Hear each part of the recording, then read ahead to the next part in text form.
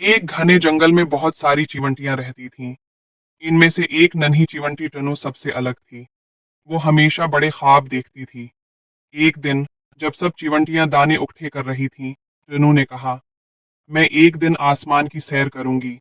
सब चिवंटियां हंस पड़े। टनू, चिवंटियां आसमान में नहीं जा सकती।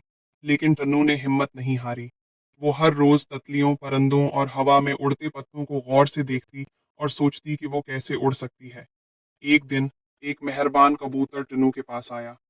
तुम क्यों परेशान हो, नन्ही चिवंटी? टन्नू ने कहा, मेरा ख्वाब है कि मैं आसमान में जाऊं, लेकिन सब कहते हैं कि ये नामुमकिन है। कबूतर मुस्कुरा दिया, कुछ भी नामुमकिन नहीं, बस हिम्मत चाहिए। मैं तुम्हें अपनी पीठ पर बैठाकर आसमान की सैर करवा सकता हूँ। तनु खुशी से उछल पड़ी।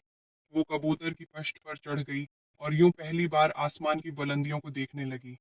वो बादलों के करीब गई, परिंदों के साथ उड़ी और जंगल को ऊपर से देखा। जब वो वापस आई तो सब चिवंटियां हैरान रह गईं। तनु, तुमने वाकई आसमान की सैर कर ली।